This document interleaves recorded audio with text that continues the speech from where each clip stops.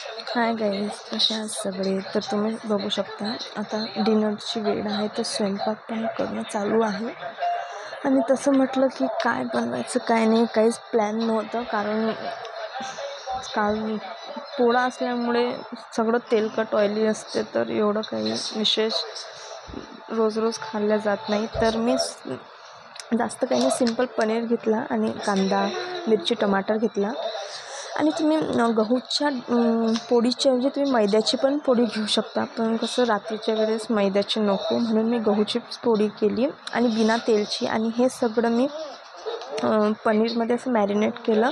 दही, नमक, चटणी, अजून तुम्हाला मसाले हवे तुम्ही मसाले पण टाकू शकता. आणि मी कांदा मिरची पहिले फ्राय करून घेतला.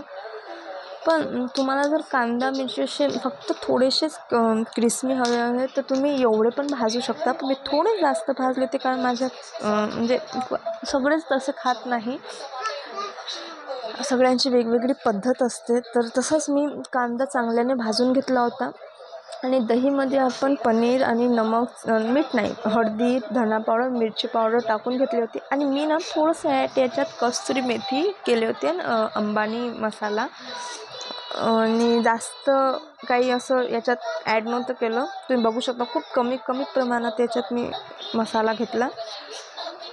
आणि पण याला चांगल्याने भाजू. आणि तुम्ही या पिठाच्या ऐवजी मैद्याची पण पोळी घेऊ शकता. पण मी घेतली होती गहूचीच, कारण लेकरं पण खातात आणि तुम्हाला माहिती आहे मैद्यानं पोट पण एवढं काही भरत नाही. आणि मी घेतला तर नॉनस्टिक तवा, कारण पोळीला अजिबात तेल नव्हतं लावायचं, तर नॉनस्टिक तव्यावर चांगल्याने बनून जाते. आणि धना पावडर आपण टाकलाच आहे, बघू शकता. मी थोडीशी कस्तुरी मेथी टाकली आहे, थोडी जास्त नाही, थोडीशी चवीनुसार तुम्ही म्हणू शकता. आणि थोडंसं अंबानी अद्रक लसूण मसाला येतो हिरवा पॅकेट, तो घेतला आहे. आणि गॅसचा पॉवर मी इतका हाय म्हणजे फुल ठेवला होता. आणि ह्या दही टाकलेला पनीर आपण याच्यात टाकून घेऊया. आणि याच्यात अर्ध्या कटोरीहून कमी पाणी टाकून याला थोडंसं असं शिजू देऊया. त्याने काय होईल, पनीर पण थोडा नरम होईल आणि खायला पण चांगलं वाटेल. आणि मी साईडला तवा पण थोडा पद्धतशीर गरम करून घेतला आहे, की आणि पोळी जास्त जळली पण नाही पाहिजे, काही नाही. आणि बघू शकता पाणी पण भरपूर आटून गेलं आहे आणि पोळ्या पण मस्त शेकणं चालू आहे. तशी पोळी फुगली नाही तरी चालते, असं काही नाही की पोळी फुगलीच पाहिजे, त्याला न फुगलेली पोळी जास्त चांगली वाटते. पण आता ती सवय झाली तर पोळी फुगूनच जाते. आणि सगळ्यांसाठी बनवायची तुम्ही पद्धतशीर बनवली. आणि बघू शकता तुम्ही याच्यात शिमला मिरची पण टाकू शकता, पत्तागोबी पण टाकू शकता. मी जे आवडतं मी तेच टाकलं. आणि बघू शकता चांगल्याने पोळी पण दोन्हीकडून शेकून घेतली आहे. आणि मी म्हणजे कसं बनवणार ते सांगते माझ्या पद्धतीने आणि सोप्या पद्धतीने. आणि घरगुती असं काही त्याच्यात सॉस नाही. ज्याला विकतचे सॉस बीस आवडत नाही त्याच्यासाठी तर भरपूर चांगलं आहे, कारण मला विकतचे सॉस एवढे काही आवडत नाही, तर मी अशीच बनवून खात असते.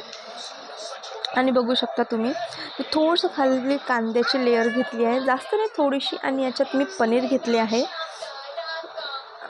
आणि जेवढी तुम्हाला याच्यात काही ॲड करायचं असं भाजी या पत्तागोबी फुलगोबी तुम्ही ॲड करू शकता. आणि मी वरतून पण थोडीशी कांद्याची लेअर घेतली आहे.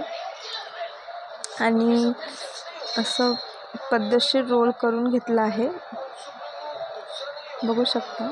आणि तुम्ही याला म्हणजे असं पद्धतशीर पडू नये म्हणून याला तुम्ही पेपर पण ॲड करू शकता, म्हणजे बटर पेपर असतो किंवा पोळीचा पेपर असतो, ते पण लावू शकता. आणि बघू शकता अशा पद्धतीने आजची रेसिपी होती.